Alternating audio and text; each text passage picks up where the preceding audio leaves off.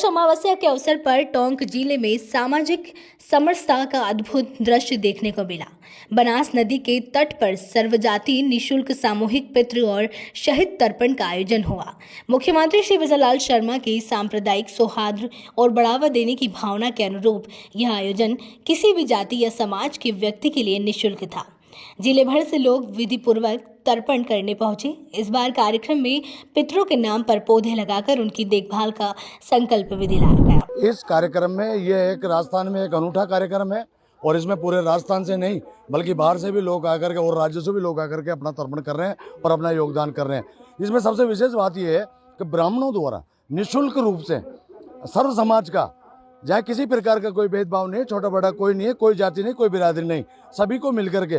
और इसमें विशेष बात यह है कि हमारे सिंदूर ऑपरेशन में और पुलगांव ऑपरेशन में ऐसे कई हमारे बॉर्डर पे जो हमारे फौजी भाई जो वीर गति को प्राप्त होते हैं उनके लिए भी हमने तर्पण की व्यवस्था रखी है ताकि ज्ञात अज्ञात जो भी हमारे हैं उन सबका हम तर्पण सामूहिक रूप से कर सकें और सभी की आत्मा को शांति प्राप्त हो।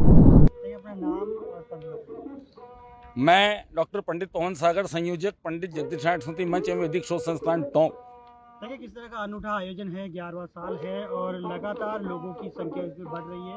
किस तरह से शुरुआत हुई और आज क्या इसका सफलता हुई? वर्ष 2015 से हमारे संस्थान द्वारा टोंक की धरा पर वशिष्ठी तट पर, जो बनास नदी जिसे हम कहते हैं, शास्त्रों में इसका नाम वशिष्ठी तट है, इस पर सनातन धर्मियों के सर्व समाज के लोगों का एक आयोजन जब शुरू किया 2015 में, लगभग 350 महिला पुरुष यहाँ एकत्रित हुए थे। तो आज 10 वर्ष पूरे करके 11वें वर्ष में हम लोग यहाँ उपस्थित हैं। तो आज भी हम हमारे पूर्वजों का, राष्ट्र पुरुषों का, जिन्होंने अपने राष्ट्र और हमारे सनातन धर्म के लिए प्राण न्यौछावर किए गए, वीर गति को प्राप्त उन सब शहीदों का सर्व समाज एक तर्पण का आयोजन करता है, जिसमें हमारा उद्देश्य एक तो सामाजिक समरसता बनाए रखने का है और सर्व समाज एक साथ आए, इस उद्देश्य से कार्यक्रम टोंक में किया जा रहा है। और कोरोना काल में भी हमने इसको सांकेतिक रूप से किया था और हमारा फेसबुक पेज बना करके उस पर लाइव चलाया था, उसमें भी हमारे 1500 लोग उससे जुड़े थे। तो आज तक हमने इस कार्यक्रम की अनुपस्थिति नहीं रखी, उपस्थिति रखी है हमेशा।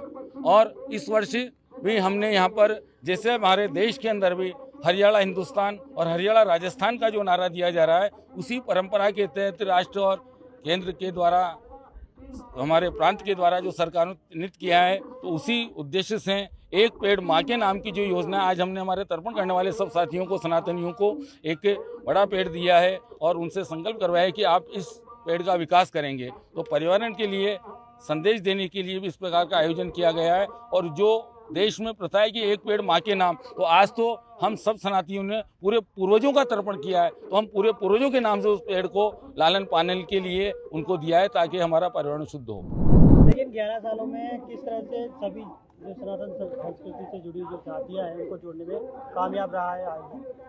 ये सभी शहरवासियों का सहयोग और सनातन की जो इस वक्त लहर चल रही है हमारे भारतवर्ष के अंदर, और पिछले ब्रिटिश काल में, उससे पूर्व काल में कुछ चीज़ें हमारे यहाँ लुप्त होती गई, उनको वापस पुनर्जीवित किया जा रहा है और ये पिछले 15 साल से लगातार चल रहा है यहाँ पर।